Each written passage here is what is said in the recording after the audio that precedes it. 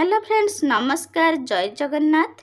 Utkal स्टोरीजन YouTube channel को आपण माननकु पुणी थारे स्वागत।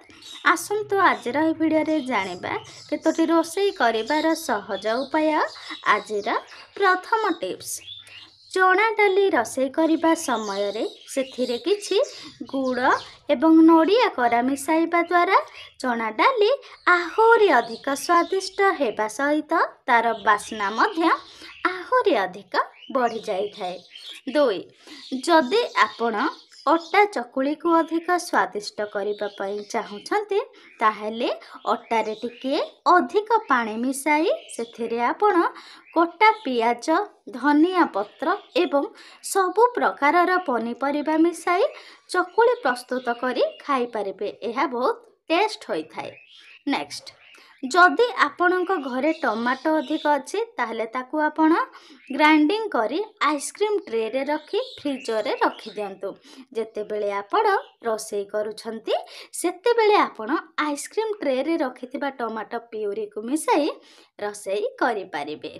नंबर 4, पुदीना एवं धनिया चटनी करिबा समय रे सेथिरे गोटे चुटकी हळदी पाउडर एवं लेंबू रस मिसाइबा द्वारा चटनी रा कलर बहुत भलो आसी थाए।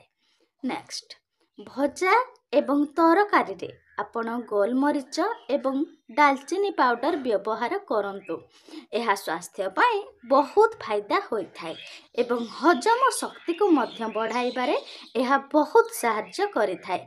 एमिति नुआ नुआ रोषेई टिप्स प्रतिदिन देखिबा पई हमर चैनल को प्लीज सब्सक्राइब करि पाखरे थिबा बेल नोटिफिकेशन ऑन करी रखंतु। नंबर 6, गजा होइथिबा बुट एवं मुग आदि को अधिक समय पर्यंत फ्रेश रखिबा पई सेथिरे किछि लेंबू रस मिसाई दियंतु एवं ताकू फ्रिज रे स्टोर करी रखंतु। नेक्स्ट, आइसक्रीम को फ्रिज रे रखिबा समय रे ताकू एयर टाइट पॉलिथीन रे रखंतु। एहा द्वारा आइसक्रीम टाण हेबो नाही एवं चामच सहाय्य रे मध्य आपण बाहर करि परिबे। नेक्स्ट, डालमा छुंक करि सारिबा परे सेथिरे किछि कटा धनिया पत्र मिसाई कुकर रो ढांकुणी बंद कर दियंतु। एपरि कले डालमा रे मिसी थिबा कटा धनिया पत्र रो बास्ना बाहर को बिल्कुल भी आसे न थाए। ता सहित डालमा आहुरी अधिक स्वादिष्ट होई थाए।